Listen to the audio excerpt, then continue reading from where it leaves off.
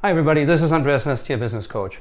So today we're on the outskirts of Chichester and I'm interviewing Richard Haygarth, and he owns and operates Maple Leaf Golf. So Richard, thanks for seeing me today. Nice Much to meet you. appreciated. Yeah, you're very welcome. So I just wanted to know a little bit more about your golf clubs. Right. What did you want to know? Where did it all start? How did you begin? I guess it began in Canada. I was a partner with PricewaterhouseCoopers back in 1999, as was my wife, Sally, and we. She worked for Pricewaterhouse as well? Yeah, we both. For interesting story, we both joined PricewaterhouseCoopers on the same day, which was the 1st of September 1986. Oh wow. We didn't meet for a couple of years, then we got together. Funnily enough, we met at the hotel in Bournemouth that my parents honeymooned in.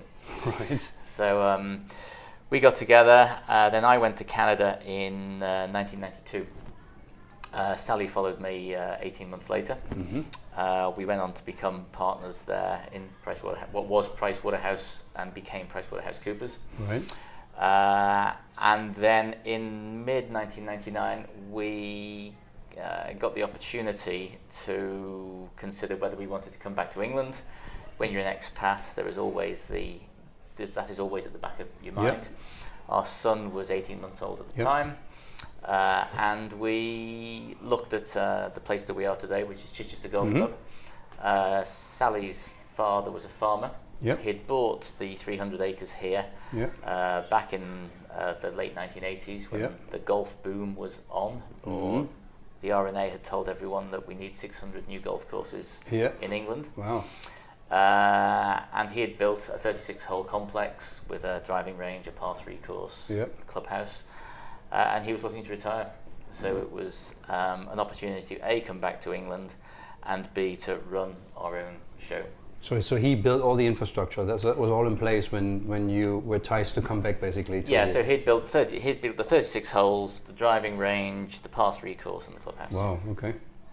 So that was what we took over in late 1999, having left Canada and moved back to England. Yeah. And then you came in, and that, I take it, that was your first business after you left. Yeah, this was our first business after we left Pricewaterhouse. Yeah. I'd run businesses before because I'd done turnaround work. Okay. But obviously you're running them for a bank for a specific period. Yeah. I mean, a long receivership or administration there might be 6 months. Mm-hmm. So this was the first sort of hands-on, Hands-on. real And- life. And how did you find it? It was interesting, fun. Mm-hmm. The people made it interesting. Yeah. And just trying to take a business from here to here. Yeah. The first years were relatively easy. Golf was... Was it making money from day one, or? Yeah, absolutely. We grew the membership. We doubled the membership in the first couple of years. That went very well. Yeah. And golf was doing well. Yeah. 1999, 2000, those first few years were relatively straightforward. Relatively straightforward, so not too many headaches. The usual, the things that always give you headaches are staffing is always Yeah, a challenge, yeah. getting good people. Motivate them and keep them, yeah. Yeah, no, absolutely. And then we then went on to buy another club, and that was Hillbarn Golf Club in Worthing. And that was in 2003, 3. right. Okay. So then you took that one over? The Yeah. existing stuff as well, because of the Correct. two below, I guess. Yeah. And how did you find that then? Managing then two businesses and... It was relatively straightforward because my wife Sally took over running Chichester. I see. I went and set up Hillbarn, so that So was... you split? Yeah, we split our responsibilities. Okay. Hillbarn is also a much easier business than this business. It's Okay. it's one 18-hole golf course, Yeah. as opposed to the multifacets we've now got here. Mm-hmm. So that worked quite well, and of course we then had a couple of good years of golf revenue. And I'd say really the golf industry was fine up until sort of 2005, 2006. And what happened then? I think people fell out of love with golf.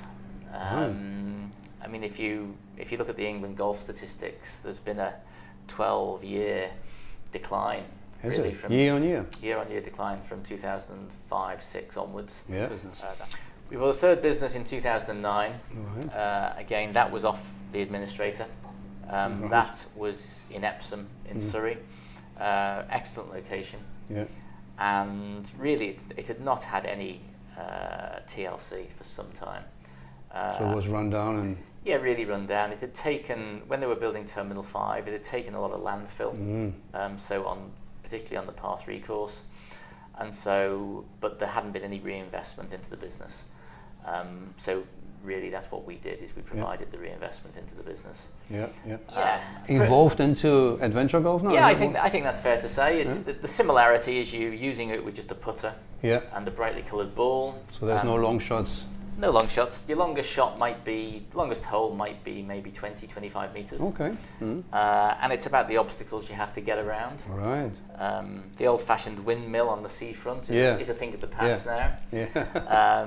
But you know, we're providing sort of a different type of entertainment, and that was exceedingly popular. Yeah. So having seen that, we then installed one of those in our Epsom site. So that was Horton Park. Yeah. That was in 2012, and because of the success of that, we then built one here at Chichester a year later. Okay. And that just changed the demographic of people that we were getting. So we're getting more families. Yeah. We're getting people staying on site longer. Yeah. And obviously you then try and engage them in golf, maybe play the Par 3 course. Yeah.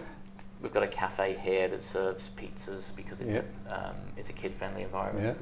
And that's worked very well. So the adventure golf has really been your saver in a way, you think? Absolutely. Yeah, absolutely.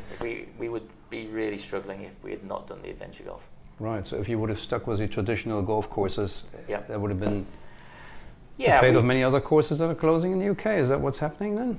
We are losing golf businesses. Yeah, I mean, when I drove onto your course, I noticed a lot of school children doing school activities on your golf course. I saw the adventure golf, which is impressive because you got a plane landing on a waterfall and all that. That's right. It looks very futuristic. And is there anything else you think that you could do with a golf in general to attract people back to it, get the buzz back? I think it's a beautiful sport after all. It is. I think we need to adapt to different formats. So you're involving modern technology into the game. Correct. That's a very good idea. So you can have different versions of virtual golf, and you can go and play it in 30 minutes. If you've got 30 minutes, if you've got an hour, you can spend an hour doing it. So we're very focused on different formats of the game.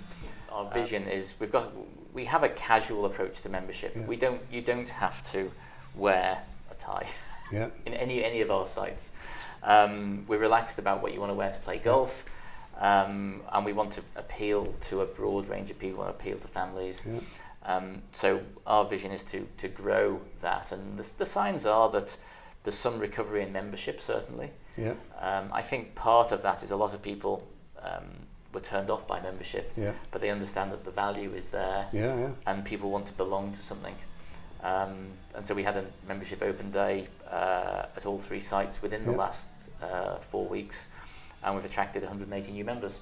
Brilliant. So you're going to do them more often now, every 3 months or every day? Yeah, which is very positive. So we're pleased with that, but we need to carry on growing, retain our existing, and push forward and really get the message out that golf is a 21st century sport, and you can play it in whatever way you want. Yeah, so it's lots of different formats. And you mentioned at the beginning when you took over the first one that you had a challenge with your staff. So over the last 18, 19 years they've been running these things. Have you changed anything with your staff? Have you come up with a methodology to actually keep your staff and retain them? Yeah, we obviously training is important. You have to understand each of your staff on a personal level and what it is that motivates them. We've got some very talented people in our business, and the other thing that we've learned is that you have to play to those strengths.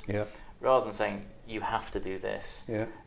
For instance, in a clubhouse manager's role, someone might have a particular strength in marketing. So we would give them more of a sales-based emphasis. Where if someone might be great at running functions. And so you play to that strength. And I think that's important because we have even around the group now we have 3 different clubhouse managers with 3 different skill sets. So we have to, and they all thrive because you you kind of promote their individual skills, which are already Yeah. kind of good at. Okay, Absolutely, that makes what sense. what we focus on. So your retention rate is good. People like to work for you, and They do. okay, It goes in phases. We have no one will leave a team, yeah, and if you get one leaving a team, then suddenly you might get 2 or 3. yeah, It's often the way. yeah. It's funny is that the people don't leave companies; they leave managers, don't they? Yeah, they they don't do. get on with them. And Yeah. I see. Okay, so are there any other challenges that you think you were faced that you overcame over time? The challenge is always to reinvent and keep reinventing the business. If we were doing the same thing today that we were doing 19 years ago, No business left. we wouldn't be here. No. And I think you have to see what's happening in the marketplace. Yeah. We've certainly done that. Yeah.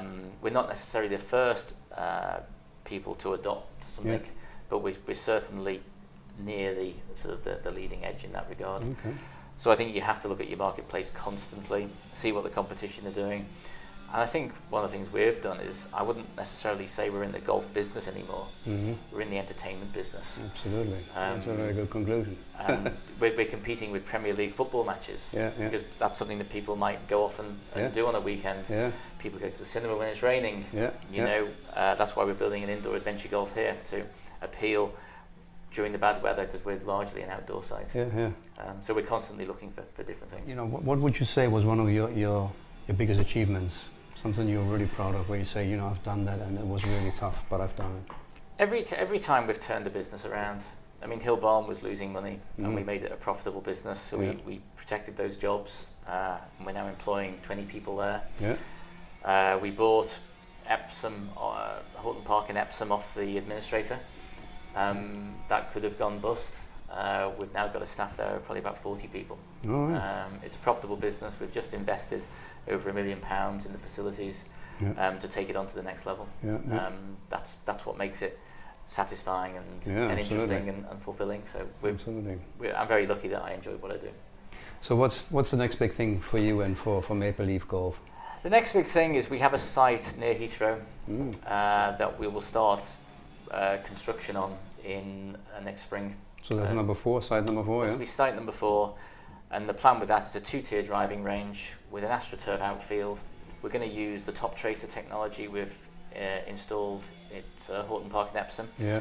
We're going to go for 36 holes of adventure golf and an indoor adventure golf, and then with a cafe and a small 9-hole golf course.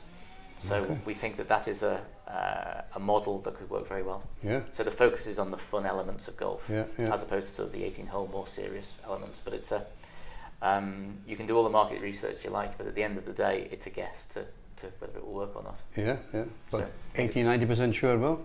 I would. 99% sure? I am fairly sure, yes. Fairly sure. Yeah. Good. So summer is approaching. Well, It is. somehow landed already. So Yeah. is there anything you want to share with the audience? Any big events coming up here in Chichester, or any other 2 parks at the moment that be worthwhile watching out for? Yeah, we've just done our family fun days. They're always good events. We've just missed those, unfortunately. Once this time of year comes around, the sun really does the marketing for us, because that's the sun in the sky, not the red top newspaper. Absolutely. Important to clarify that. But no, these are the months that are relatively easy from that perspective, and but we're just keen to make sure that people understand that we're here. Lots of people come down the drive and they say, "Well, we didn't even know you existed." Yeah. So a bit more marketing, maybe. Yeah, social media is good for us. Yeah. We get a lot of engagement on that, and because it's very easy to show people having fun. Absolutely. So it's obviously a very seasonal business, especially the adventure golf. It is. What do you do in the winter months with it then? Is it still? It still ticks over. It still ticks over. But if you want to have a quiet round of adventure golf, come on a Tuesday in November, and you'll probably have the course to yourself. I see. Okay. All right. Well, Richard, it's been an absolute blessing talking to you. No. Thank you very much for your time. No, thank you. And for you guys out there that own businesses similar to that, remember never to take your eye off the ball, literally, and keep evolving yourself and keep kind of innovative new ideas and keep it going and keep it fresh. Thank you very much. I'll see you next time. Bye-bye.